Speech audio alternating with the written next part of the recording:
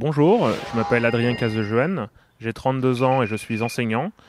Je milite à Lutte ouvrière depuis une dizaine d'années et je représente la liste Lutte ouvrière Faire entendre le camp des travailleurs sur la première circonscription de la Savoie.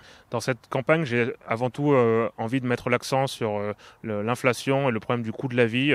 Pour les travailleurs, les factures ont augmenté, l'électricité, le gaz, l'essence, tout a grimpé, sauf les salaires. Et ça fait un trou dans les poches des classes populaires. Ce qui m'inquiète aussi, c'est l'évolution du monde. Aujourd'hui, on vit dans une crise de plus en plus importante. Et demain, qu'est-ce qui nous attend? Je trouve qu'on marche vers une troisième guerre mondiale, où de tous les côtés, les budgets de l'armement augmentent, les discours nationalistes se succèdent les uns aux autres. Qui sera envoyé en première ligne de ce conflit?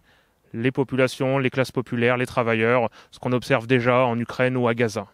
Face à ça, l'idée fondamentale que j'ai envie de développer, c'est l'idée que les travailleurs, on n'a aucun intérêt à se ranger derrière nos dirigeants, des dirigeants qui prétendent nous défendre, alors qu'en fait, ils servent la soupe au grand patronat, aux multimilliardaires bien français. Les travailleurs, on a des intérêts communs à faire entendre et il faut qu'on s'organise, construire une organisation, un parti qui nous défende, c'est-à-dire des noyaux de travailleurs dans les quartiers, dans les usines, autour des idées communistes révolutionnaires, pour les défendre comme seule perspective d'avenir dans cette société folle. Alors nous, on sait qu'on va faire des petits résultats parce que les idées de lutte collective, de changement profond de la société, elles sont à contre-courant aujourd'hui. Néanmoins, tous ceux qui voteront pour lutte ouvrière, tous ceux qui affirmeront dans ces élections que le camp des travailleurs a ses intérêts propres à défendre, eh ben, ils enverront un message clair. Oui, la situation est grave, mais ce n'est ni la faute des chômeurs, ni la faute des étrangers. La responsabilité, elle revient au grand patronat, à la grande bourgeoisie et à ceux qui la défendent.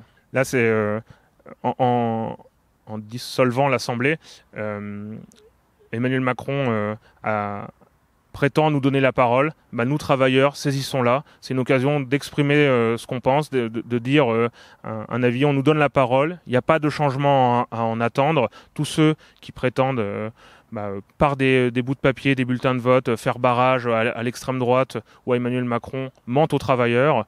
Par contre, affirmer que les travailleurs, on n'a rien à attendre de ces dirigeants, qu'on n'a rien à attendre de la société capitaliste autre qu'un avenir fait de chômage, de crise ou de guerre, pourront le dire dans ces élections. Et ça enverra un message, ça nous permettra de nous compter. Ces voix-là prépareront un autre avenir pour demain.